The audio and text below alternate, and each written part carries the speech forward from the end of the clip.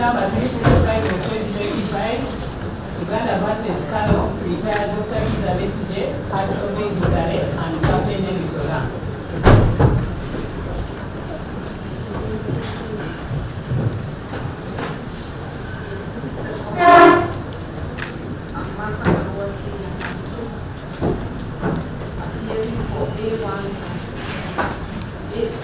Alongside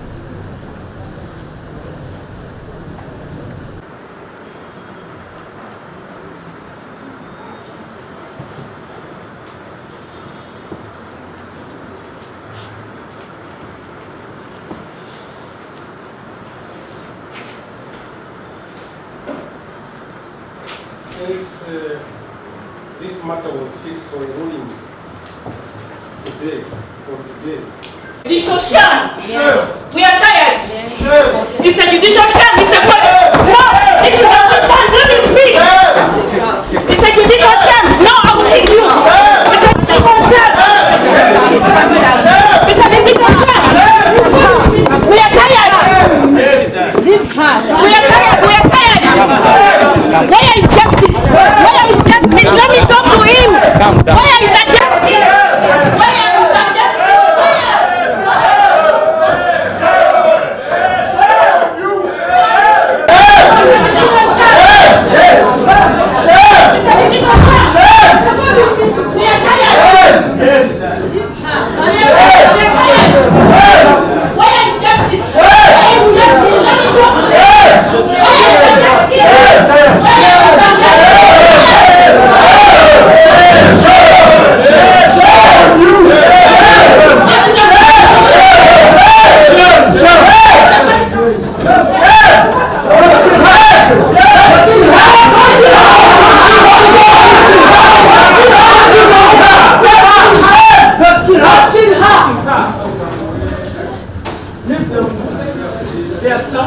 Leave me.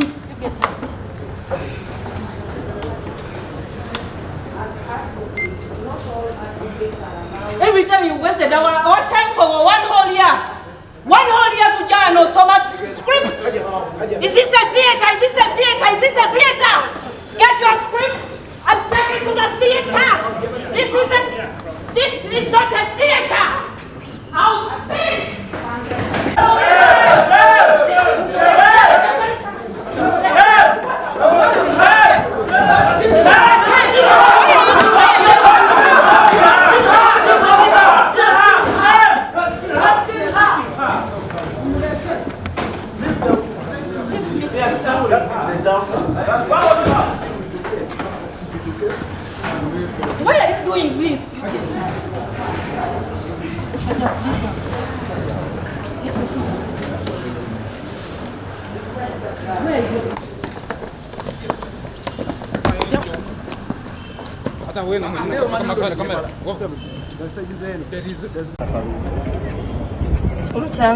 It is rule of law, see rule by law.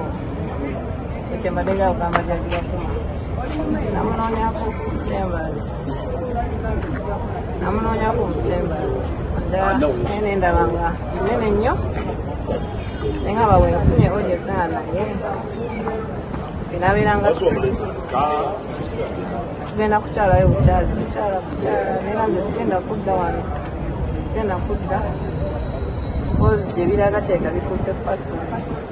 The Morota. Sijja kudda mu kooti. Nyinza okutusako obulabe. Nene mutusako. Ogambye omulotera mu mbeera ki? Gwe njogerako sikyaguyita musango. Guyita baguma musango. Gwe ndowooza. And I lost control. But I didn't mean to anyone. Just wanted to tell him that not to mind it's a judicial show. Of course, it's rule of law, not rule by law. We've tried all avenues, all possible avenues to get them out. We celebrated his birthday. We said, maybe a number of it's politically motivated, it's a witch hunt, a political witch hunt. Number one, can we summarize it? And the senior Tamina, you can see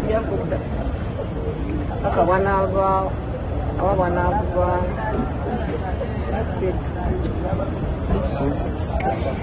Evidence, no trial, no bail. No, teri kuva mu musango tewali tuli ku negatives the whole year.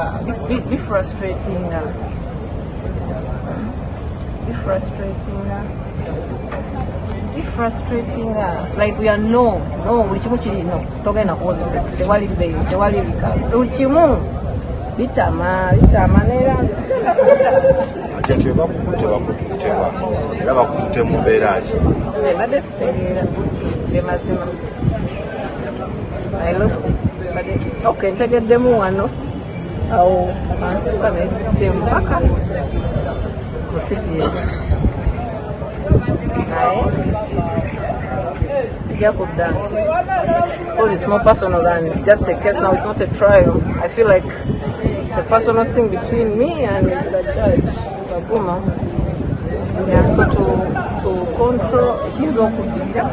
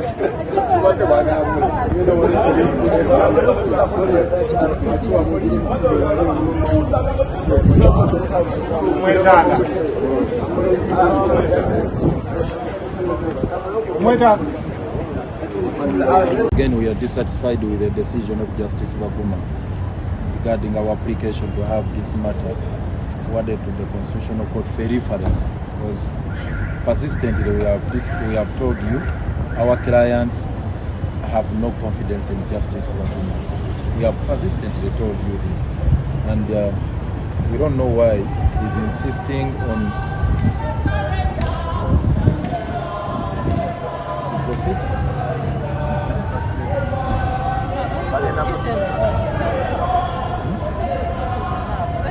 Okay.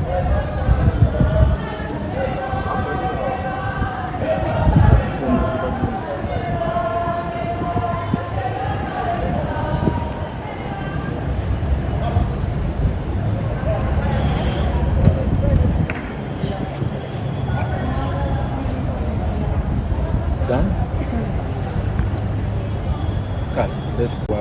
several times we have appeared before him. We have filed several applications. Unfortunately, we have never succeeded even on a single application. Not one has been granted in our favor.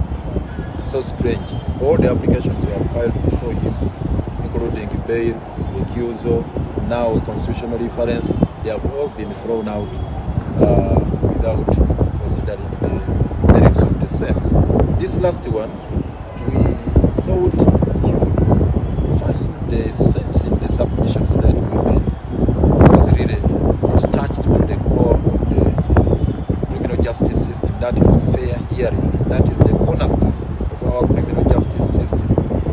That the accused persons who are the applicant, Dr. Besigye and Biibino, have no confidence in his court.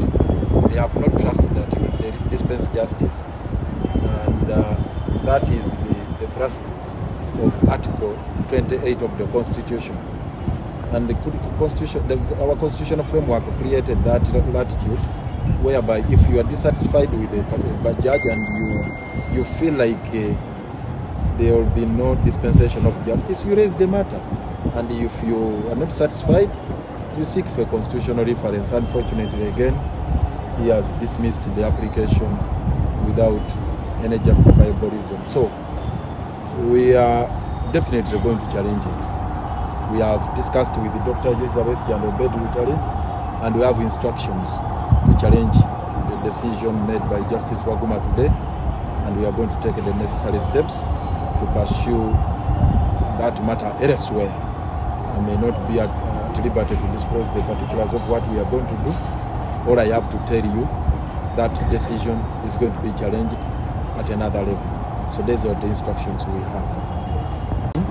Emirundi mingi tuzzeewa Justice Baguma nekisinza okutwewuunyisa tetuwangulangayo ka application nakamu. Tutaddeyo okusaba kwaffe ku nsonga nyingi. Bail applications nga bwe muziraba neya mandatory n'agoba. Recusal tuzze emirundi emingi nga tumugamba kuva mu musango guno ng'amateeka bwe gagamba n'alemeramu. Then katwatuuse ku point egamba nti kakati nno oba owulira nga ensonga zifaananye bwe zityo kati tugende mu kooti etaputa ssemateeka kubanga n'eryo ddembe ly'abaccused bano okusaba nti bwe balaba nga embeera teraga nti wajja kubeerawo obwenkanya mu kuwozesa obw'omusango gwabwe baddembe okugamba omulamuzi nti ffe tutidde ennyinga 28 ebawo obuyinza obwo eya ssemateeka nti tutidde olabika tojja kuwa bwenkanya. In fact si ba-accused persons bokka nebamemba ba public kasaba kiraba nti embeera ye mu kooti eraga nti wajja kubeerawo bwenkanya.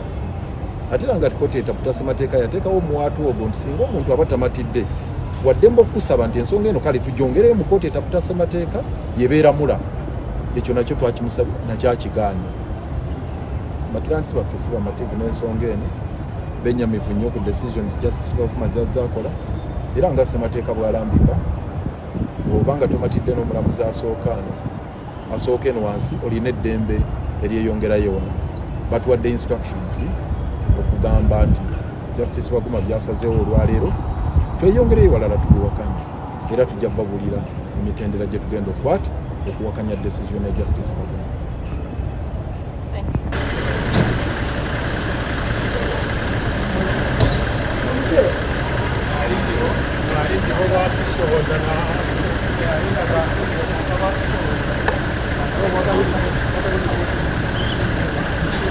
Thank you.